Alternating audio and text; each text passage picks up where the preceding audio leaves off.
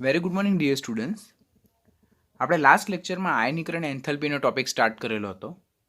તેમાં આપણે લાસ્ટમાં પ્રથમ આયનીકરણ એન્થેલ્પી, દ્વિતીય આયનીકરણ એન્થેલ્પી અને તૃતીય આયનીકરણ એન્થેલ્પી એટલે સક્સેસિવ આયોનાઇઝેશન એન્થેલ્પી વિશે લર્ન કરેલું હતું.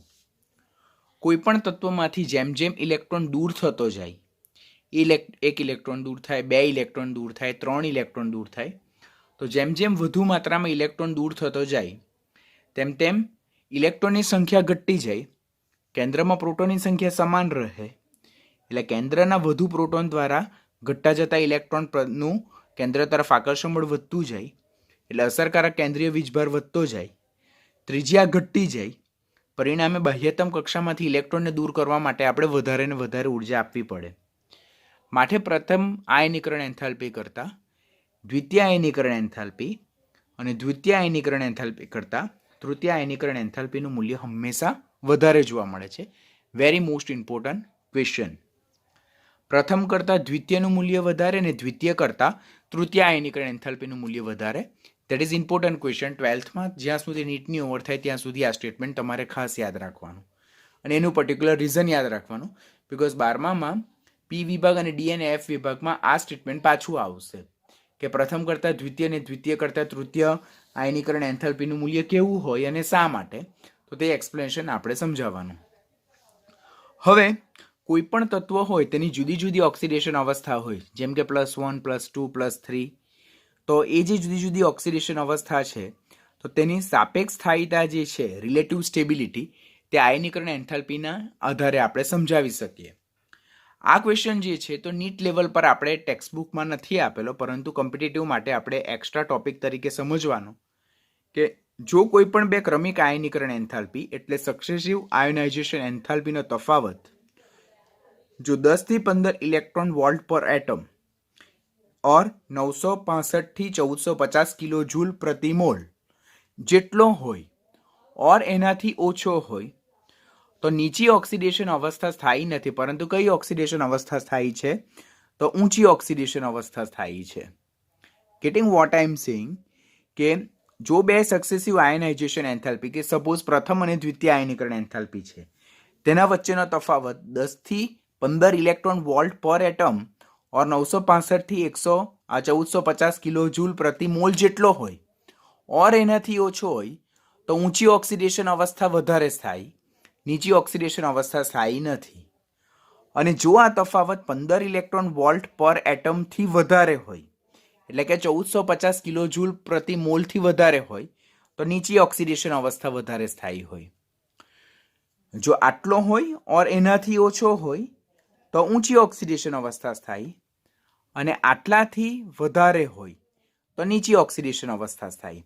પહેલાં તો આપણે આ જે ટર્મ છે તે યાદ રાખવાનું. 15 ઇલેક્ટ્રોન વોલ્ટ પર એટમ હોય ઓર એનાથી ઓછો હોય એટલે 1450 કિલો જૂલ પ્રતિ મોલ ઓર એનાથી ઓછો હોય તો ઊંચી ઓક્સિડેશન અવસ્થા સ્થાયી, અને 15 ઇલેક્ટ્રોન વોલ્ટ પ્રતિ એટમથી વધારે હોય તફાવત ઓર 1450 કિલો જૂલ પ્રતિ મોલથી વધારે હોય તફાવત તો નીચી ઓક્સિડેશન અવસ્થા વધારે સ્થાયી. પહેલાં તો આપણા માઇન્ડમાં ફિક્સ થઈ ગયું. હવે એને આપણે કોઈ એક ઉદાહરણ દ્વારા સમજી લઈએ. તો એલ્યુમિનિયમ જે છે, તો એલ્યુમિનિયમ તેમાંથી એક ઇલેક્ટ્રોન દૂર થાય તો તેના માટે જે ઉર્જા આપવી પડે તેને પ્રથમ આયનીકરણ એન્થાલ્પી કહેવાય, જેનું મૂલ્ય 577 કિલો જૂલ પ્રતિ મોલ છે. અને એમાંથી એલ્યુમિનિયમ મોનોવેલેન્ટ આયન બન્યું, જેને માથા પર +1 ચાર્જ છે. હવે એમાંથી બીજો એક ઇલેક્ટ્રોન દૂર કરવામાં આવે એટલે કે એલ્યુમિનિયમમાંથી બીજા ક્રમાંકનું ઇલેક્ટ્રોન દૂર કરવા માટે જે ઉર્જા આપવી પડે તેને આપણે દ્વિતીય આયનીકરણ એન્થાલ્પી કરીએ. એમાંથી Al+2 બને, ડાયવેલેન્ટ કેટાયન બને. એમાંથી વધુ એક ઇલેક્ટ્રોન એટલે એલ્યુમિનિયમમાંથી ત્રીજો ઇલેક્ટ્રોન દૂર કરવા માટે જે ઉર્જા આપવી પડે તેને તૃતીય આયનીકરણ એન્થાલ્પી કહેવાય, જેનું મૂલ્ય આટલું છે. જો પ્રથમ કરતાં દ્વિતીયનું વધારે, દ્વિતીય કરતાં તૃતીયનું વધારે, તૃતીય કરતાં ચતુર્થનું વધારે, એટલે એક ઇલેક્ટ્રોન દૂર થાય તો +1 ચાર્જ આવે. એમાંથી વધુ ઇલેક્ટ્રોન દૂર થાય તો +2 ચાર્જ થાય, ક્રમશઃ એકનો વધારો થાય. એમાંથી એક દૂર થાય તો +3 ચાર્જ બને. એમાંથી એક ઇલેક્ટ્રોન દૂર થાય તો +4 ચાર્જ બને.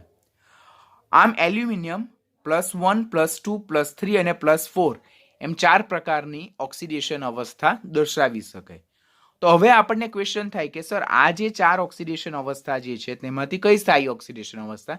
નીટ લેવલ પર આપણને ક્વેશ્ચન પૂછાય કે એલ્યુમિનિયમની કઈ ઓક્સિડેશન અવસ્થા સ્થાયી ઓક્સિડેશન અવસ્થા, બરાબર? તો એ લોકો આપણને આ વેલ્યુ આપેલા હશે, એના બેઝ પરથી આપણે જસ્ટિફાઈ કરવાનું. જો આપણે Al+2 વિશે વિચારીએ કે સ્થાયી છે કે નથી, તો આ દ્વિતીય આયનીકરણ એન્થાલ્પી અને પ્રથમ આયનીકરણ એન્થાલ્પીનો તફાવત કરો. જો એ 1218 કિલો જૂલ પ્રતિ મોલ મળે છે, બરાબર? તો 1218 કિલો જૂલ પ્રતિ મોલ મળે છે, તો તે તો 1450 કિલો જૂલ પ્રતિ મોલથી કેવું છે? ઓછું છે. માટે એનાથી ઊંચી ઓક્સિડેશન અવસ્થા સ્થાયી હશે. ત્યાર પછી તૃતીય આયનીકરણ એન્થાલ્પી અને દ્વિતીય આયનીકરણ એન્થાલ્પીનો તફાવત જો, તો તે પણ આપણને કેટલો મળે? 963 કિલો જૂલ પ્રતિ મોલ મળે. એટલે એ કિસ્સામાં પણ 1450 કિલો જૂલ પ્રતિ મોલથી ઓછો આયનીકરણ એન્થાલ્પીનો તફાવત મળે. તો એવા કિસ્સામાં કઈ ઓક્સિડેશન અવસ્થા વધારે સ્થાયી હશે? ઊંચી ઓક્સિડેશન અવસ્થા વધારે સ્થાયી હશે. અને ત્રીજું તફાવત જો કે ચતુર્થ આયનીકરણ એન્થાલ્પી અને તૃતીય આયનીકરણ એન્થાલ્પીનો તફાવત જો જોઈએ તો એ આપણને 8822 કિલો જૂલ પ્રતિ મોલ મળે, જે 1450 કિલો જૂલ પ્રતિ મોલથી વધારે છે. તો એવા કિસ્સામાં Al+4 નહીં, પરંતુ કઈ વધારે સ્થાયી છે? Al+3 સ્થાયી છે. જો હું તમને શું કહેવા માંગુ છું, તમને ખ્યાલ આવે? જ્યારે આનો અને આનો તફાવત કર્યો તો તે આપણને આટલો મળ્યો. તો જ્યારે તફાવત 1450 કિલો જૂલ પ્રતિ મોલથી વધારેથી ઓછું હોય તો ત્યારે ઊંચી ઓક્સિડેશન અવસ્થા સ્થાયી હશે, બરાબર? ઊંચી ઓક્સિડેશન અવસ્થા એટલે કે ધેટ મીન્સ આની આ સ્થાયી હશે. હવે આ બંને વિશે વિચારો, તો ત્યારે તફાવત આટલો મળ્યો, તો તે પણ 1450 કિલો જૂલ પ્રતિ મોલથી ઓછું છે. તો ત્યારે ઊંચી ઓક્સિડેશન સ્થાયી એટલે આના કરતાં પણ આ વધારે સ્થાયી. આ બંનેનો તફાવત મળ્યો તે 1450 થી ઓછો, એટલે આ સ્ટેબલ નહીં મળે, આ સ્ટેબલ આની કમ્પેરિઝનમાં. જ્યારે આ બંનેનો તફાવત કર્યો ત્યારે એનું મૂલ્ય પણ 1450 કિલો જૂલ મોલ પ્રતિ મોલથી ઓછું. ધેટ મીન્સ આ સ્ટેબલ નહીં મળે, એના કરતાં આ વધારે સ્ટેબલ. જ્યારે આ બંનેનો તફાવત કર્યો તો તે 1450 કિલો જૂલ પ્રતિ મોલથી વધારે મળે, તો ત્યારે હાયર ઓક્સિડેશન સ્ટેબલ સ્થાયી નથી, નીચી ઓક્સિડેશન સ્ટેબલ છે. માટે આના બેઝ પરથી આપણે જો જસ્ટિફિકેશન કરીએ તો એલ્યુમિનિયમની કઈ ઓક્સિડેશન અવસ્થા વધારે સ્થાયી છે? તો Al+3 સ્ટેબલ છે. એટલે આ બેનો તફાવત કરો, આ બેનો તફાવત કરો, બરાબર? આ બેનો તફાવત કરે તો 1450 કિલો જૂલ પ્રતિ મોલથી ઓછું મળે, એટલે હાયર ઓક્સિડેશન સ્ટેબલ, બરાબર? આ નહીં, પરંતુ એના કરતાં વધારે.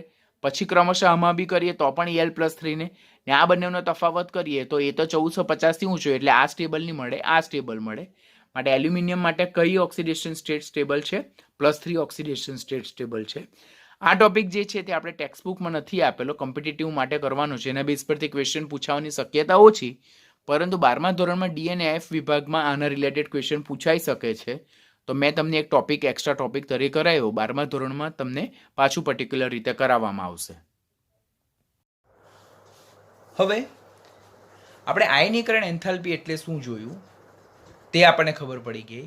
આયનીકરણ એન્થાલ્પીનો એકમ ખબર પડી ગયો.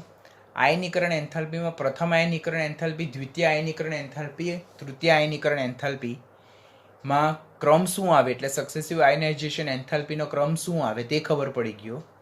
એના માટેનું જસ્ટિફિકેશન ખબર પડી ગયું. નાઉ the most important topic, that is factor affecting ionisation enthalpy. એટલે આયનીકરણ એન્થાલ્પીને અસર કરતા પરિબળો ખાસ ઇમ્પોર્ટન્ટ, હા પ્લીઝ એકદમ કેરફુલી શીખજો. તેમાં પહેલું પરિબળ જે આયનીકરણ એન્થાલ્પીને અસર કરે તે કેન્દ્રીય વીજભાર, જેને ન્યુક્લિયર ચાર્જ કહેવામાં આવે. સેકન્ડ છે જેને પરમાણુય ત્રિજ્યા એટલે કે એટોમિક સાઇઝ કહેવામાં આવે, એટોમિક રેડિયસ પણ કહેવામાં આવે. થર્ડ વન જે છે તે અર્ધપૂર્ણ ઓર સંપૂર્ણ ભરાયેલી કક્ષકોની અસર, that is effect of arrangement of particular electrons. Fourth one જે છે that is penetration effect of electron, એટલે જે ઇલેક્ટ્રોન ક્રમશઃ ભરાય છે તેની અસર. અને ફિફ્થ વન જે છે દેટ ઇઝ શિલ્ડિંગ અસર, એટલે કે બાહ્યતમ કક્ષાના જે ઇલેક્ટ્રોન છે, બાહ્યતમ કોષ, આઉટર મોસ્ટ સેલ જે છે તેની અંદરના ઇલેક્ટ્રોનની સ્ક્રીનિંગ અસર, આચ્છાદન અસર ઓર શિલ્ડિંગ અસર ની આયનીકરણ એન્થાલ્પી પર અસર. તો these are the main 5 factor which affect the ionization enthalpy. આ જે 5 પરિબળો જે છે તે આયનીકરણ એન્થાલ્પીને શું કરે છે? અસર કરે છે. પહેલા તો આયનીકરણ એન્થાલ્પીને કયા પરિબળો અસર કરે તે આપણને યાદ રહેવું જોઈએ. પહેલું જ કયું? કેન્દ્રીય વીજભાર. સેકન્ડ, પરમાણ્વીય ત્રિજ્યા. ત્રીજું, અર્ધપૂર્ણ और સંપૂર્ણ ભરાયેલી કક્ષકોની અસર. ચોથું, પેનિટ્રેશન ઇફેક્ટ ઓફ ઇલેક્ટ્રોન, ભરાતા ઇલેક્ટ્રોનની અસર. અને પાંચમું કયું? આચ્છાદન અસર. કેટલું યાદ રહ્યું આપણને? મને પરમાણ્વીય ત્રિજ્યા એક યાદ રહી ગયું, પછી અસરકારક કેન્દ્રીય વીજભાર યાદ રહી ગયું, મને આચ્છાદન અસર યાદ રહી ગયું, અર્ધપૂર્ણ અને સંપૂર્ણ ભરાયેલી કક્ષકોની એક્સ્ટ્રા સ્ટેબિલિટી સ્થાયીતા યાદ રહી ગયું, અને પેનિટ્રેશન ઇફેક્ટ મને યાદ રહી ગયો. તેમાં પરમાણ્વીય ત્રિજ્યા શું છે, અસરકારક કેન્દ્રીય વીજભાર શું છે, શિલ્ડિંગ અસર શું છે, અર્ધપૂર્ણ અને સંપૂર્ણ ભરાયેલ કક્ષકોની સ્થાયીતા શું છે, તો તે તો આપણે પ્રીવિયસલી લેક્ચરમાં લર્ન કરી ચૂક્યા છે. સાથે સાથે એટોમિક સ્ટ્રક્ચર, પરમાણ્વીય બંધારણમાં પણ એ ટોપિક વિશે તમે ઘણું સારી રીતે લર્ન કરેલું છે. એટલે એ ટોપિક તો આપણા માઇન્ડમાં ઓલરેડી ક્લિયર જ છે. તો એ ટોપિક ક્લિયર છે તો એ આયનીકરણ એન્થાલ્પીને કેવી રીતે અસર કરે તે આપણા માટે સમજવાનું ખૂબ ઇઝી થઈ જાય. આજના લેક્ચરમાં આપણે ફક્ત 2 ટોપિક વિશે લર્ન કરશું. એક છે શિલ્ડિંગ અસર અને સેકન્ડ વન છે પરમાણ્વીય ત્રિજ્યા. બીકોઝ એક લેક્ચરમાં બધા જ જો ટોપિકને કવર કરવા જઈશું અને સ્પીડમાં જો કમ્પ્લીટ કરવાનું જોઈશું તો ડેફિનેટલી આપણો ટોપિક જે છે તે કેવો થઈ જશે? વીક થઈ જશે અને અનનેસેસરી એ લેક્ચર લાંબો થઈ જશે. એના કરતાં આજના લેક્ચરમાં આપણે કોઈ પણ 2 ટોપિક વિશે લર્ન કરીએ. રિમેનિંગ જે નેક્સ્ટ લેક્ચર છે તેમાં આપણે રિમેનિંગ 3 ફેક્ટર વિશે ડિટેલમાં લર્ન કરશું. તો આજે આપણે સ્ક્રીનિંગ અસર અને પરમાણ્વીય ત્રિજ્યા આયનીકરણ એન્થાલ્પીને કેવી રીતે અસર કરે છે તેના વિશે જોઈએ. Factor number 1, that is shielding effect, screening અસર, જેને આચ્છાદન અસર કહેવાય. ઓલરેડી મેં તમને ચેપ્ટરના બિગિનિંગમાં જ સ્ક્રીનિંગ અસર વિશેના ટોપિક સમજાવી દીધેલો છે કે કોઈ પણ પરમાણુ હોય તે મુખ્યત્વે 3 પાર્ટ ધરાવે. પહેલું કેન્દ્ર, જેને ન્યુક્લિયસ કહેવાય.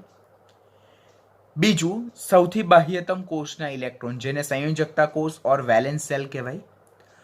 અને ત્રીજું, બાહ્યતમ કોષ અને કેન્દ્ર વચ્ચે રહેલા અંદરના કોષના ઇલેક્ટ્રોન. એટલે જો પરમાણુને આપણે 3 પાર્ટમાં ડિવાઈડ કરીએ, જુદા જુદા પરમાણ્વીય ગુણધર્મો લર્ન કરવા હોય તો પરમાણુના 3 પાર્ટ વિશે આપણને ખાસ ખ્યાલ હોવો જોઈએ. કેન્દ્ર, જેને ન્યુક્લિયસ કહેવાય. આઉટર મોસ્ટ સેલ ઇલેક્ટ્રોન, એટલે સૌથી બાહ્યતમ કોષ એટલે સંયોજકતા કોષના ઇલેક્ટ્રોન. અને થર્ડ, અંદરના કોષના ઇલેક્ટ્રોન, જેને ઇનર સેલ ઇલેક્ટ્રોન્સ કહેવાય. બરાબર? પરમાણુ ની અંદરના કોષના ઇલેક્ટ્રોન એટલે બાહ્યતમ કોષની અંદરના કોષના ઇલેક્ટ્રોન જે છે તો તે બાહ્યતમ કોષના ઇલેક્ટ્રોનને અપાકર્ષશે, જેને કારણે બાહ્યતમ કોષના ઇલેક્ટ્રોનનું કેન્દ્ર પ્રત્યે જેટલું આકર્ષણ લાગવું જોઈએ તેના કરતાં ઓછું આકર્ષણ લાગે. આમ અંદરના કોષના ઇલેક્ટ્રોન દ્વારા સંયોજકતા કોષ એટલે કે બાહ્યતમ કોષના ઇલેક્ટ્રોન નું કેન્દ્ર પ્રત્યે જે આકર્ષણ ઘટાડવાની જે અસર છે તેને શું કહેવામાં આવે છે? શિલ્ડિંગ અસર કહેવામાં આવે છે. અંદરના કોષના ઇલેક્ટ્રોન દ્વારા લાગતા અપાકર્ષણને કારણે બાહ્યતમ કોષ, સંયોજકતા કોષ, વેલેન્સ કોષના ઇલેક્ટ્રોન પર કેન્દ્રનું જે આકર્ષણ બળ લાગવું જોઈએ તેના કરતાં ઓછું આકર્ષણ બળ લાગે. જે અસરને શું કહેવામાં આવે છે? શિલ્ડિંગ અસર, સ્ક્રીનિંગ અસર ઓર આચ્છાદન અસર કહેવામાં આવે છે. જેમ સ્ક્રીનિંગ અસર વધારે થવાથી શું થાય? તો સ્ક્રીનિંગ અસર જેમ વધારે તેમ બાહ્યતમ કોષના ઇલેક્ટ્રોન જે છે તેનું કેન્દ્ર પ્રત્યે આકર્ષણ કેવું છે? ઓછું થાય. અને જેમ બાહ્યતમ કક્ષાના ઇલેક્ટ્રોનનું કેન્દ્ર પ્રત્યે આકર્ષણ ઘટે તેમ અસરકારક કેન્દ્રીય વીજભાર એટલે કે કેન્દ્ર દ્વારા બાહ્યતમ કોષના ઇલેક્ટ્રોન પર લાગતું જે મૂળભૂત આકર્ષણ બળ છે તે પણ ઘટે. કારણ કે અસરકારક કેન્દ્રીય વીજભાર તો એ સ્ક્રીનિંગ અસરના કેવા પ્રમાણમાં છે? વ્યસ્ત પ્રમાણમાં છે. પરમાણ્વીય ત્રિજ્યા ટોપિક સ્ટાર્ટ કરવા પહેલા આ ટોપિક મેં ઓલરેડી તમને બહુ ડિટેલમાં સમજાવેલો છે. અને જેમ ઇફેક્ટિવ ન્યુક્લિયર ચાર્જ અસરકારક કેન્દ્રીય વીજભાર ઘટે તેમ બાહ્યતમ કક્ષાના ઇલેક્ટ્રોનનું કેન્દ્ર પ્રત્યે આકર્ષણ ઘટતું જાય અને તેમ ઇલેક્ટ્રોનને આપણે સરળતાથી દૂર કરી શકાય. એટલે કે ઇલેક્ટ્રોનને દૂર કરવા માટે આપણે ઓછી ઉર્જા આપવી પડે. તેમ આયનીકરણ એન્થાલ્પી કેવું વલણ દર્શાવે છે? ઘટવાનું વલણ દર્શાવે છે. જો ખૂબ જ ઇઝી છે. સ્ક્રીનિંગ અસર વધારે છે. સ્ક્રીનિંગ અસર શું? કે બાહ્યતમ કોષના ઇલેક્ટ્રોનનું કેન્દ્ર તરફ આકર્ષણ ઘટાડવાની પ્રક્રિયા કોના દ્વારા? ઇનર સેલ ઇલેક્ટ્રોન દ્વારા. જેમ સ્ક્રીનિંગ અસર વધારે થાય તેમ બાહ્યતમ કોષના ઇલેક્ટ્રોનનું કેન્દ્ર પ્રત્યે આકર્ષણ ઘટવાનું. કેન્દ્ર પ્રત્યે આકર્ષણ ઘટવાનું એટલે અસરકારક કેન્દ્રીય વીજભાર ઘટવાનો. તેમ બાહ્યતમ કોષના ઇલેક્ટ્રોન કેન્દ્ર તરફ નિર્બળ રીતે આકર્ષાયેલા હશે. તો નિર્બળ રીતે આકર્ષાયેલા હોય તેમ બાહ્યતમ કોષના ઇલેક્ટ્રોનને દૂર કરવા માટે ઓછી ઉર્જા આપવી પડે. એટલે તેમ ઇલેક્ટ્રોન સરળતાથી દૂર થાય, અને સરળતાથી દૂર થાય તેમ આયનીકરણ એન્થાલ્પી કેવી વલણ દર્શાવે? ઘટવાનું વલણ દર્શાવે. આમ આયનીકરણ એન્થાલ્પી અને સ્ક્રીનિંગ અસર બંને એકબીજાના કેવા પ્રમાણમાં છે? વ્યસ્ત પ્રમાણમાં છે. જો ખાસ યાદ રાખવાનું હો, આયનીકરણ એન્થાલ્પી અને સ્ક્રીનિંગ અસર બંને એકબીજાના કેવા પ્રમાણમાં છે? વ્યસ્ત પ્રમાણમાં. સ્ક્રીનિંગ અસર વધારે તેમ બાહ્યતમ કક્ષાના ઇલેક્ટ્રોનનું કેન્દ્ર તરફ આકર્ષણ ઓછું, તેમ ઇલેક્ટ્રોનને દૂર કરવા માટે ઓછી ઉર્જા આપવી પડે. તેમ ઇલેક્ટ્રોન દૂર કરવાની સરળતા વધે, તેમ આયનીકરણ એન્થાલ્પી ઘટે. જેમ સ્ક્રીનિંગ અસર ઓછી હશે, ધેટ મીન્સ બાહ્યતમ કોષના ઇલેક્ટ્રોનનું કેન્દ્ર તરફ આકર્ષણ વધારે હશે, ઇફેક્ટિવ ન્યુક્લિયર ચાર્જ પ્રબળ હશે, તેમ બાહ્યતમ કક્ષાના ઇલેક્ટ્રોન કેન્દ્ર તરફ પ્રબળતાથી આકર્ષાયેલા હશે. તો તેને દૂર કરવા માટે આપણે વધારે ઉર્જા આપવી પડે. Electron are not remove easily, we need to provide more and more energy. તો in such case ionisation enthalpy will be more. માટે સ્ક્રીનિંગ અસર અને આયનીકરણ એન્થાલ્પી બંને એકબીજાના ઇન્વર્સલી પ્રોપોર્શનલ રિલેશનમાં છે. વધુમાં આપણને એમ પણ ખબર છે કે સ્ક્રીનિંગ અસર એ અંદરની કક્ષાના રહેલા ઇલેક્ટ્રોનની સંખ્યાના સમપ્રમાણમાં છે. ધેટ મીન્સ બાહ્યતમ કોષની અંદરના ઇનર સેલની જેમ નંબર વધારે તેમ તેમ સ્ક્રીનિંગ અસર કેવી થતી જાય છે? પ્રબળ થતી જાય છે. આમ ધ મોસ્ટ ઇમ્પોર્ટન્ટ રિલેશનશિપ તે આયનીકરણ એન્થાલ્પી એ અસરકારક કેન્દ્રીય વીજભારના સમપ્રમાણમાં છે. આયનીકરણ એન્થાલ્પી એ સ્ક્રીનિંગ અસરના વ્યસ્ત પ્રમાણમાં છે. અને આયનીકરણ એન્થાલ્પી એ અંદરની કક્ષામાં રહેલા ઇલેક્ટ્રોનની સંખ્યાના વ્યસ્ત પ્રમાણમાં છે. મોસ્ટ ઇમ્પોર્ટન્ટ થિંગ, હા, ધીસ ઇઝ મોસ્ટ ઇમ્પોર્ટન્ટ. આટલું યાદ રહે એટલે તમે ઘણા બધા ક્વેશ્ચનને બહુ સારી રીતે સોર્ટ આઉટ કરી શકો, સમજી શકો. જેમ અંદરની કક્ષામાં રહેલા ઇલેક્ટ્રોનની સંખ્યા વધારે હશે, તેમ તેમના દ્વારા લાગુ પાડવામાં આવતી સ્ક્રીનિંગ અસર પ્રબળ હશે. જેમ સ્ક્રીનિંગ અસર પ્રબળ હશે તેમ બાહ્યતમ કોષના ઇલેક્ટ્રોનનું કેન્દ્ર પ્રત્યે આકર્ષણ ઓછું હશે, એટલે ઝેડ ઇફેક્ટ ઓછી હશે. અને ઝેડ ઇફેક્ટ ઓછી હશે તો ધેટ મીન્સ ઇલેક્ટ્રોનને દૂર કરવા માટે ઓછી ઉર્જા આપવી પડે, માટે આયનીકરણ એન્થાલ્પી ઓછી હશે. એટલે જેમ ઇનર ઇલેક્ટ્રોનની સંખ્યા વધારે તેમ તેમના દ્વારા લાગુ પાડવામાં આવતી સ્ક્રીનિંગ અસર વધારે, તેમ અસરકારક કેન્દ્રીય વીજભાર ઓછો અને તેમ આયનીકરણ એન્થાલ્પી ઓછી. એનાથી વાઇઝા વર્સા, જો અંદરની કક્ષામાં રહેલા ઇલેક્ટ્રોનની સંખ્યા ઓછી હોય તો સ્ક્રીનિંગ અસર કેવી થઈ જાય? ઓછી થઈ જાય, because this two are directly proportional to each other. જો ઇનર ઇલેક્ટ્રોનની સંખ્યા ઓછી હોય તો તેમના દ્વારા લાગુ પાડવામાં આવતી સ્ક્રીનિંગ અસર ઓછી હશે. સ્ક્રીનિંગ અસર જો ઓછી હોય તો બાહ્યતમ કક્ષાના ઇલેક્ટ્રોનનું કેન્દ્ર તરફ આકર્ષણ વધારે, એટલે કે અસરકારક કેન્દ્રીય વીજભાર વધારે. અસરકારક કેન્દ્રીય વીજભાર વધારે તેમ ઇલેક્ટ્રોનનું કેન્દ્ર તરફ આકર્ષણ પ્રબળ હશે, ઇલેક્ટ્રોનને દૂર કરવા માટે વધારે ઉર્જા આપવી પડે, તેમાં આયનીકરણ એન્થાલ્પી કેવી થઈ જાય? વધી જાય. આમ આ કન્સેપ્ટ તમારે ખાસ યાદ રાખવાનું. આયનીકરણ એન્થાલ્પી એ ઇફેક્ટિવ ન્યુક્લિયર ચાર્જના સમપ્રમાણમાં, જેટલું આ વધારે તેટલું આ વધારે, જેટલું આ ઓછું તેટલું આ ઓછું. આયનીકરણ એન્થાલ્પી અને અસરકારક કેન્દ્રીય વીજભાર બંને સ્ક્રીનિંગ અસરના વ્યસ્ત પ્રમાણો. જેટલું આ વધારે તેટલું આ બંને ઓછું, અને જેટલું આ ઓછું તેટલું આ બંને વધારે. અને સ્ક્રીનિંગ અસર એ અંદરની કક્ષામાં રહેલા ઇલેક્ટ્રોનની સંખ્યાના સમપ્રમાણમાં, જેટલું આ વધારે તેટલું આ વધારે, તેટલું આ ઓછું અને તેટલું આ ઓછું.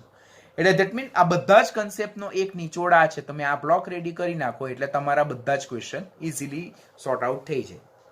કે જો કેસ 1 વિશે વિચારીએ કે જો અંદરની કક્ષામાં રહેલા ઇલેક્ટ્રોનની સંખ્યા વધારે હોય તો તેમના દ્વારા લાગુ પાડવામાં આવતી સ્ક્રીનિંગ અસર પ્રબળ થાય. More electron repulsion, અપાકર્ષણ is there. માટે બાહ્યતમ કક્ષાના ઇલેક્ટ્રોનનું કેન્દ્ર પ્રત્યે આકર્ષણ ઓછું થાય, માટે અસરકારક કેન્દ્રીય વીજભાર ઓછો થાય. માટે ઇલેક્ટ્રોનને દૂર કરવા માટે આપણે ઓછી ઉર્જા આપવી પડે અને ઇલેક્ટ્રોન સરળતાથી મુક્ત થાય, માટે આયનીકરણ એન્થાલ્પી ઘટતી જાય.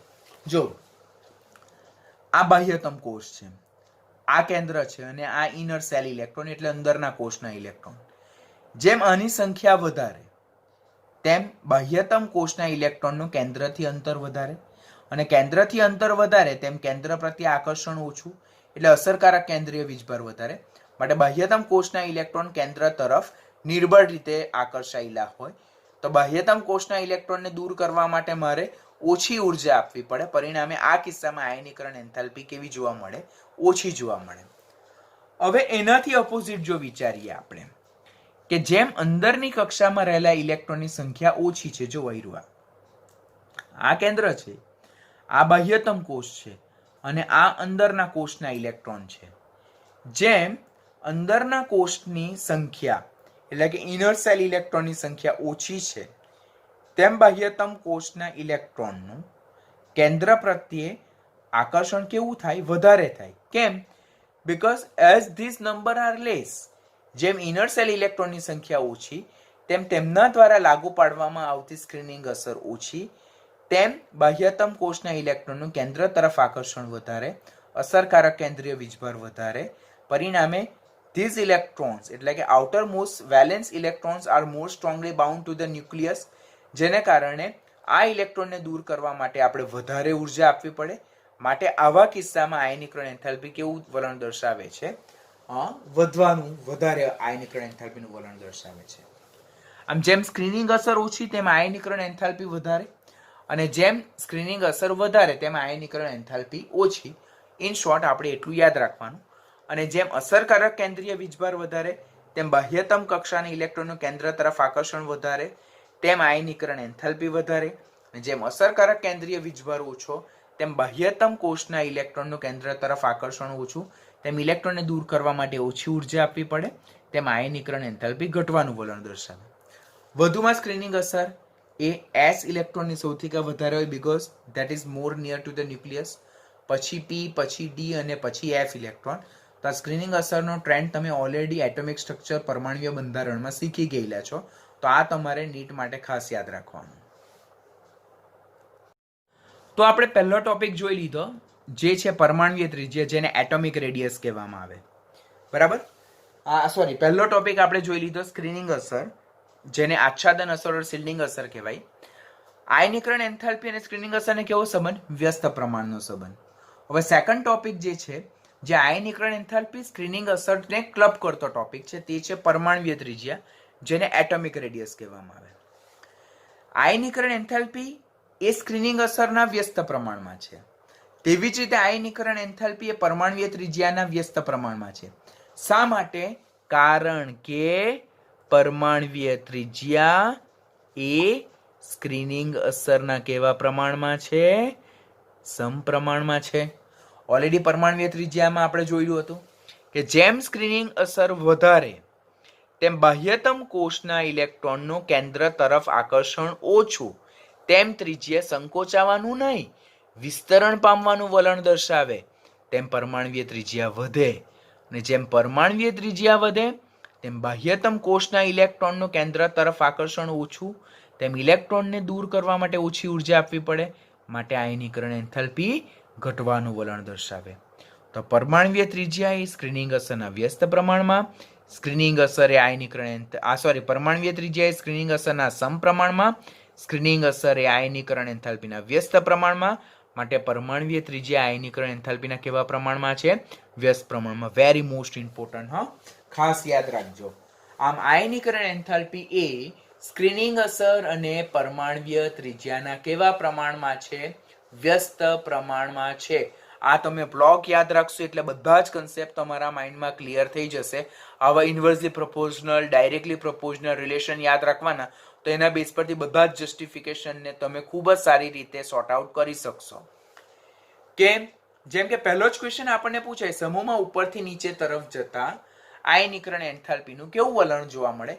તો મને ખબર છે કે સમૂહમાં ઉપરથી નીચે તરફ જતા પરમાણ્વીય ત્રિજ્યા વધે, અને પરમાણ્વીય ત્રિજ્યા અને આયનીકરણ એન્થાલ્પી એકબીજાના વ્યસ્ત પ્રમાણમાં. તો સમૂહમાં ઉપરથી નીચે તરફ જતા જેમ પરમાણ્વીય ત્રિજ્યા વધે તેમ આયનીકરણ એન્થાલ્પી કેવું વલણ દર્શાવે? ઘટવાનું વલણ દર્શાવે. Very easy. સમૂહમાં ઉપરથી નીચે તરફ જતા પરમાણ્વીય ત્રિજ્યા વધે, બધાને ખ્યાલ છે. પરમાણ્વીય ત્રિજ્યા અને આયનીકરણ એન્થાલ્પી બંને એકબીજા સાથે કેવો સંબંધ? વ્યસ્ત. જો ઉપરથી નીચે તરફ જતા આ ફેક્ટર વધતું હોય તો ઉપરથી નીચે તરફ જતા આ ફેક્ટર કેવું થતું જાય? ઘટતું જ જાય. એટલે એક તીરે બે સિક્કા, કે ઉપરથી નીચે તરફ જતા પરમાણ્વીય ત્રિજ્યા વધે, પરમાણ્વીય ત્રિજ્યા વધે તેમ આયનીકરણ એન્થાલ્પી ઘટે, કારણ કે આયનીકરણ એન્થાલ્પી એ પરમાણ્વીય ત્રિજ્યાના વ્યસ્ત પ્રમાણમાં છે. તો મેઇન આપણે રીઝન જોઈએ કે સમૂહમાં ઉપરથી નીચે તરફ જોઈએ. જો અહીંયા મેં તમને એસ વિભાગમાં સમૂહ 1ના તત્વોની વાત કરેલ છે. લીનાકી રપસે ફરિયાદ, લિથિયમ, સોડિયમ, પોટેશિયમ, રૂબિડિયમ અને સીઝિયમ તેમની પ્રથમ આયનીકરણ એન્થાલ્પી કિલોજૂલ પ્રતિ મોલમાં દર્શાવેલી છે.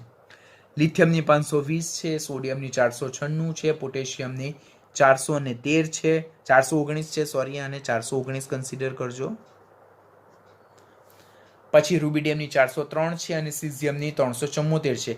આ કોઈ પણ વેલ્યુ તમારે યાદ નથી રાખવાની, મને પોતાને પણ નથી યાદ, બીકોઝ આપણે વર્ષને અંતે 2 વર્ષને અંતે નીટની એક્ઝામ આ બધી વેલ્યુ તો ડેફિનેટલી ભૂલી જ જશું. કદાચ અત્યારે ગોકી પણ કાઢી પાછળથી તમને આ નથી યાદ રહેવાની. એટલે better way, don't do any kind of exercise to remember such kind of values.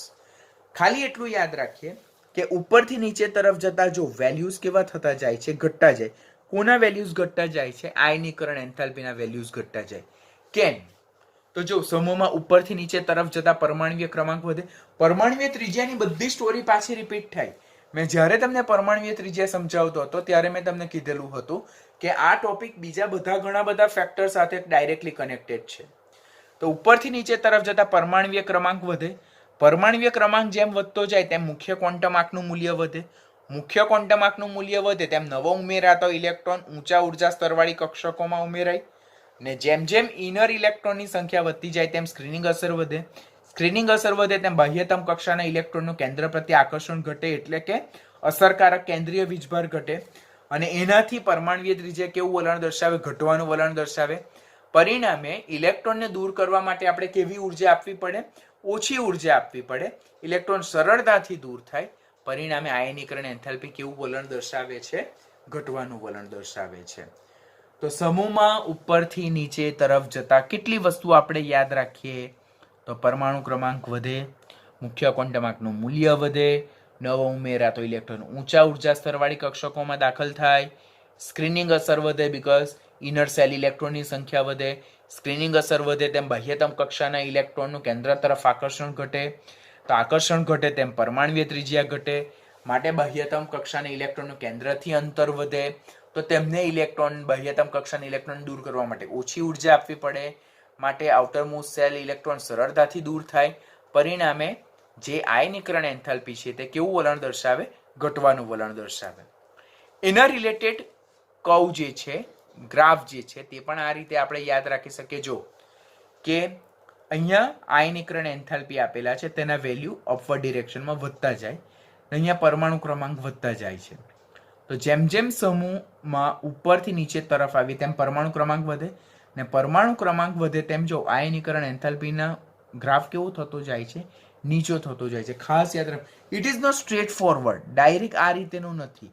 Pattern યાદ રાખવાની છે, વેલ્યુઝ કોઈએ યાદ રાખવાના નથી.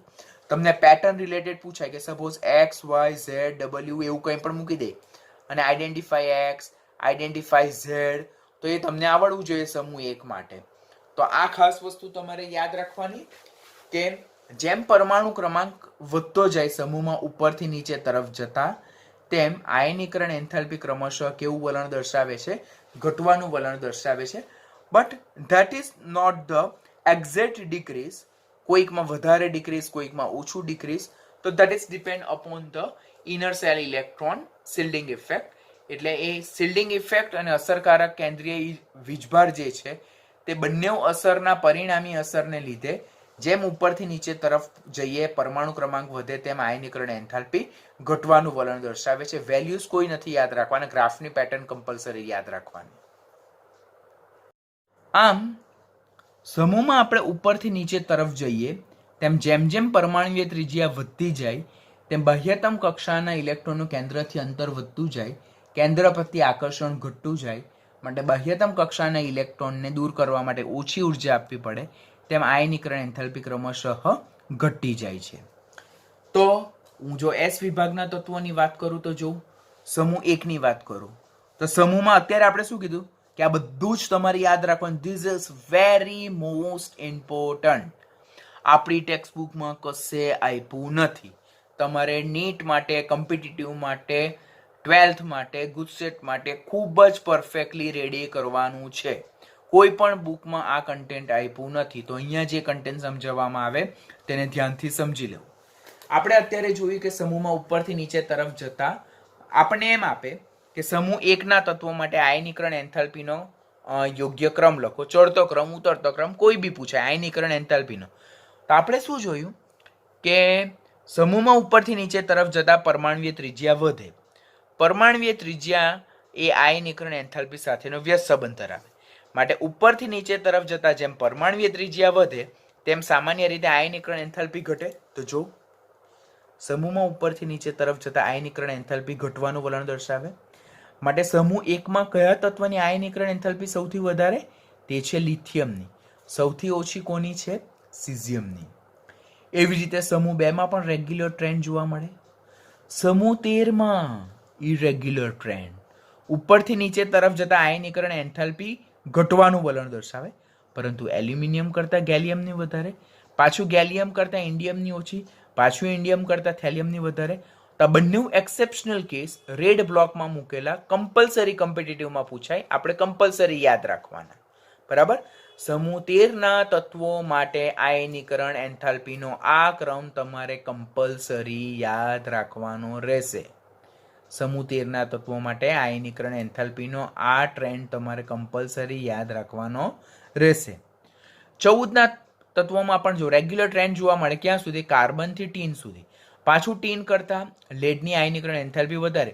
હવે આ જે એક્સેપ્શનલ કેસ છે તેના પર્ટિક્યુલર રીઝન છે, પરંતુ આ ચેપ્ટરમાં હું તમને રીઝન નથી કરાવતો, કારણ કે 11મા ધોરણમાં 13મું અને 14મું ચેપ્ટર આવતું છે. તો ત્યારે આ બે ટોપિક આપણે પાછા ડિટેલમાં લર્ન કરશું, તો ત્યારે એના પર્ટિક્યુલર રીઝન હું તમને સમજાવીશ. ઓલરેડી એક્સપ્લેનેશન ડિટેલમાં કરશું જ આપણે. અત્યારે just you need to remember the trend. 15, 16, 17 અને 18 જે છે તેમાં રેગ્યુલર ડિક્રીઝ જોવા મળે છે. There is no exceptional. એટલે એસ વિભાગમાં કોઈ એક્સેપ્શનલ નથી. પી વિભાગમાં 13મા અને 14મા સમૂહમાં છે, બાકી 15, 16, 17 અને 18માં કોઈ નથી. બીજા બે મોસ્ટ ઇમ્પોર્ટન્ટ ક્વેશ્ચન જે કોમ્પિટિટિવ માટેના હોટ ફેવરિટ ક્વેશ્ચન, કે આવર્ત કોષ્ટકમાં કયા તત્વની પ્રથમ આયનીકરણ એન્થાલ્પીનું મૂલ્ય સૌથી વધારે જોવા મળે? તો તે છે હિલિયમનું. બરાબર. હિલિયમ 1s2 ઇલેક્ટ્રોન ધરાવે. એસ કક્ષકના ઇલેક્ટ્રોન, મુખ્ય ક્વોન્ટમ આંક પણ 1, એટલે આચ્છાદન અસર જરાક બી નહીં મળે. વધુમાં એસ કક્ષક ઇલેક્ટ્રોનથી સંપૂર્ણ ભરાયેલી એક્સ્ટ્રા સ્ટેબિલિટી ધરાવવા માટે એના ઇલેક્ટ્રોનનું કેન્દ્ર તરફ આકર્ષણ પ્રબળ હશે. માટે એ ઇલેક્ટ્રોનને દૂર કરવા માટે આપણે ખૂબ ઉર્જા આપવી પડે. માટે આવર્ત કોષ્ટકમાં જે પ્રથમ આવર્ત જે છે તેમાં રહેલા હિલિયમ તત્વની પ્રથમ આયનીકરણ એન્થાલ્પી સૌથી વધારે જોવા મળે, અને સૌથી ઓછી કોની જોવા મળે છે? સીઝિયમની. ફર્સ્ટ આયોનાઇઝેશન એન્થાલ્પી કોની સૌથી ઓછી જોવા મળે છે? સીઝિયમની. આમ સમૂહમાં ઉપરથી નીચે તરફ જતા પરમાણુય ત્રિજ્યા વધવાની સાથે આયનીકરણ એન્થાલ્પી ઘટવાનું વલણ દર્શાવે. એક્સેપ્શનલ કેસ એસ વિભાગમાં કોઈ નથી. પી વિભાગમાં 13મા અને 14મા સમૂહમાં છે. પછી આખા આવર્ત કોષ્ટકમાં પ્રથમ આયનીકરણ એન્થાલ્પી સૌથી વધારે હિલિયમની અને સૌથી ઓછી કોની છે? સીઝિયમની છે. તે યાદ રાખશું. હવે એક્સેપ્શનલ કેસ વાળો જે કિસ્સો છે તે ડી વિભાગના તત્વોમાં સૌથી વધારે જોવા મળે. ડી વિભાગની, અને તેમાં પણ આપણે જો આવર્ત 4, 5 અને 6 ની વાત કરીએ તો આપણે જોઈએ કે સમૂહ 4 ની વાત કરીએ તો ઉપરથી નીચે તરફ જતા પરમાણુય ત્રિજ્યા આયનીકરણ એન્થાલ્પી કેવું વલણ દર્શાવે છે? ઘટવાનું વલણ દર્શાવે. ખ્યાલ આવે ને? ઉપરથી નીચે તરફ જતા પરમાણુય ત્રિજ્યા વધવાનું વલણ દર્શાવે, તેમ આયનીકરણ એન્થાલ્પી કેવું વલણ દર્શાવે? ઘટવાનું વલણ દર્શાવે. પરંતુ અહીંયા ઝિર્કોનિયમ કરતા તો હોફનિયમની વધારે છે. તેવી રીતે 5મામાં વેનેડિયમ કરતા એનબીની ઓછી હોવી જોઈએ, એનબી કરતા ટીએની ઓછી હોવી જોઈએ. તેના કરતા તો આના કરતા આની વધારે છે, ને આના કરતા આની વધારે છે. તેવી જ રીતે છઠ્ઠા સમૂહમાં ક્રોમિયમ કરતા મોલિબ્લેડિનમની ઓછી હોવી જોઈએ, અને મોલિબ્લેડિનમ કરતા જે ટંગસ્ટન છે તેની ઓછી હોવી જોઈએ, તેના કરતા તો વધારે છે. માટે સૌથી વધારે એક્સેપ્શનલ કેસ આયનીકરણ એન્થાલ્પી. આ બધી વેલ્યુઝ જે આપેલી છે, ચડતો ક્રમ, ઉતરતો ક્રમ, તે આયનીકરણ એન્થાલ્પીનો ક્રમ છે. તો જે રેડ સિમ્બોલ આપેલા છે તે બધા એક્સેપ્શનલ બિહેવિયર છે, અપવાદ છે. તો તે તમારે કમ્પલસરી યાદ રાખવાના છે. એનું રીઝન તમે 12મા ધોરણમાં લર્ન કરશો. આ ચેપ્ટર માટે તમારે ફક્ત આટલું રેડમાં જે એક્સેપ્શનલ બિહેવિયર આપેલું છે તે યાદ રાખવાનું. That is also not mention in your textbook. But you have to do for your NEET exam. આ એક્સેપ્શનલ બિહેવિયર ડી વિભાગના તત્વોમાં ખાસ જોવા મળે છે. તે તેમની ઇરેગ્યુલર ઇલેક્ટ્રોનીય કન્ફિગ્યુરેશન એટલે અનિયમિત ઇલેક્ટ્રોનીય સંરચના છે. અત્યારે આપણે બીજું શું લર્ન કર્યું કે સમૂહમાં ઉપરથી નીચે તરફ જતા આયનીકરણ એન્થાલ્પી ઘટવાનું વલણ દર્શાવે જેમ પરમાણુય ત્રિજ્યા વધે. પરંતુ as we move from 6 period to 7 period એટલે છઠ્ઠા આવર્તથી સાતમા આવર્ત તરફ જોઈએ તેમ આયનીકરણ એન્થાલ્પીમાં પાછો કેવો ફેરફાર જોવા મળે, થોડોક વધારો જોવા મળે. તો તે પણ કેવો કેસ છે? અપવાદવાળો કિસ્સો છે. તે પણ ખાસ યાદ રાખજો. હા, એ પણ નીટ માટે યાદ રાખવાનું. આપણી ટેક્સ્ટબુકમાં મેન્શન કરેલું નથી. અને નીટમાં only NCERT sometime is not sufficient. Yes, in 90% case they are asking you question from your NCERT. Concept NCERT ને લગતા પૂછે, પણ એમાં એક ટોપિકને એ લોકો પ્લસ કરીને પણ પૂછી શકે અને એની સંભાવના પણ વધારે હોય છે. માટે જેટલું એક્સ્ટ્રા આપણા સ્કૂલમાં કરાવવામાં આવે તેટલું એક્સ્ટ્રા તો તમારે કરવાનું ટ્રેન્ડ રાખવો જ પડશે. ઉપરથી નીચે તરફ જઈએ તેમ પરમાણુય ત્રિજ્યા વધવાની સાથે આયનીકરણ એન્થાલ્પી ઘટવાનું વલણ દર્શાવે. પણ છઠ્ઠા આવર્તથી સાતમા આવર્ત તરફ જઈએ તેમ તેમાં ક્રમશઃ કેવો થતો જાય છે? થોડોક વધારો જોવા મળે. જેમ કે પ્રથમ સમૂહનું સિઝિયમ એ છઠ્ઠા આવર્તમાં આવેલું છે અને ફ્રાન્સિયમ એ સાતમા આવર્તમાં આવેલ છે. હવે સિઝિયમથી ફ્રાન્સિયમ એટલે સમૂહમાં ઉપરથી નીચે તરફ જતા પરમાણુય આયનીકરણ એન્થાલ્પી ઘટવાનું વલણ દર્શાવવું જોઈએ. પણ એને કરતા તો અહીંયા સિઝિયમ કરતા ફ્રાન્સિયમની આયનીકરણ એન્થાલ્પી કેવી છે? વધારે છે. તેવી જ રીતે આ બીજો સમૂહ છે, આ સમૂહ 1 છે, આ સમૂહ 2 છે. સમૂહમાં ઉપરથી નીચે તરફ જતા આયનીકરણ એન્થાલ્પી ઘટવાનું વલણ દર્શાવે છે કારણ કે પરમાણુય ત્રિજ્યા વધવાનું વલણ દર્શાવે. આમ છઠ્ઠા કરતા સાતમા આવર્તના તત્વોની આયનીકરણ એન્થાલ્પી ઓછી હોવી જોઈએ, પણ એના કરતા છઠ્ઠા કરતા સાતમા આવર્તના તત્વોની આયનીકરણ એન્થાલ્પી થોડીક વધારે જોવા મળે. એક્સેપ્શનલ બિહેવિયર આપણે યાદ રાખવાનું. કેમ? એનું કારણ શું છે કે જે અંદરની કક્ષામાં આવેલા જે એફ ઇલેક્ટ્રોન જે છે તો તેની નિર્બળ સ્ક્રીનિંગ અસર છે.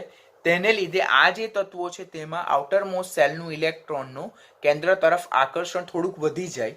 માટે ઇલેક્ટ્રોનને દૂર કરવા માટે થોડીક વધારે ઉર્જા આપવી પડે છે. તો છઠ્ઠા આવર્ત કરતા સાતમા આવર્તમાં આવેલા તત્વોની આયનીકરણ એન્થાલ્પી સ્લાઇડલી વધારે જોવા મળે. That is due to poor shielding effect of inner F electrons. અંદરની કક્ષામાં રહેલા જે એફ ઇલેક્ટ્રોન છે તેની નિર્બળ સ્ક્રીનિંગ અસરને લીધે જે બાહ્યતમ કક્ષાના ઇલેક્ટ્રોન છે તેમનું ફ્રાન્સિયમ અને રેડિયમમાં કેન્દ્ર તરફ આકર્ષણ સ્લાઇટલી વધી જાય. માટે ફ્રાન્સિયમ અને રેડિયમમાં બાહ્યતમ કક્ષાના ઇલેક્ટ્રોનને દૂર કરવા માટે થોડીક વધારે ઉર્જા આપવી પડે in comparison two caesium and barium. માટે સિઝિયમ કરતાં ફ્રાન્સિયમની આયનીકરણ એન્થાલ્પી ઓછી હોવી જોઈએ, તેના કરતાં વધારે જોવા મળે. અને બેરિયમ કરતાં રેડિયમની આયનીકરણ એન્થાલ્પી ઓછી હોવી જોઈએ, સામાન્ય રીતે તેના કરતાં કેવી જોવા મળે છે? વધારે જોવા મળે છે. જે એક્સેપ્શનલ કેસ છે તે તમારે ખાસ યાદ રાખવાના રહેશે. ઓર એ સામાન્ય વર્તણૂક તો શું છે? જો સામાન્ય યાદ રાખો અને બહુ ઓછા જ એક્સેપ્શનલ છે તે યાદ રાખો તો આખો ટોપિક પરફેક્ટલી રેડી થઈ જાય. લેક્ચરમાં આજે શું જોયું આપણે કે ઉપરથી નીચે તરફ જઈએ તેમ સ્ક્રીનિંગ અસર વધે, સ્ક્રીનિંગ અસર વધે તેમ પરમાણુય ત્રિજ્યા વધે, પરમાણુય ત્રિજ્યા વધે તેમ બાહ્યતમ કક્ષાના ઇલેક્ટ્રોનનું કેન્દ્રથી અંતર વધે, કેન્દ્ર તરફ આકર્ષણ ઘટે, બાહ્યતમ કક્ષાના ઇલેક્ટ્રોનને દૂર કરવા માટે ઓછી ઉર્જા આપવી પડે, પરિણામે આયનીકરણ એન્થાલ્પી ઘટે. આમ આયનીકરણ એન્થાલ્પી એ ઝેડ ઇફેક્ટના સમપ્રમાણમાં છે. આયનીકરણ એન્થાલ્પી એ સ્ક્રીનિંગ અસરના વ્યસ્ત પ્રમાણમાં છે. આયનીકરણ એન્થાલ્પી એ પરમાણુય ત્રિજ્યાના વ્યસ્ત પ્રમાણમાં છે. અને જે એક્સેપ્શનલ બિહેવિયર છે તે કિસ્સાઓ યાદ રાખો એટલે ટોપિક આપણો પરફેક્ટ થાય. તો આજના લેક્ચરમાં આપણે આટલું કન્ટેન્ટ જોઈશું. બાકીના rest of the factors affecting ionisation enthalpy જે છે તે આપણે નેક્સ્ટ લેક્ચરમાં જોઈશું. ઇન્ડિવિજ્યુઅલ લેક્ચરને તે દિવસે જ પરફેક્ટ પ્રિપેર કરતા રહેજો, કારણ કે બીજો લેક્ચર સ્ટાર્ટ કરો તે પહેલા અગાડીના લેક્ચરની જે પૂર્વધારણાઓ જે છે બરાબર, તો તે તમને ખાસ કામ લાગશે અગાડીના લેક્ચરને સમજવા માટે. તો please do hard work very carefully.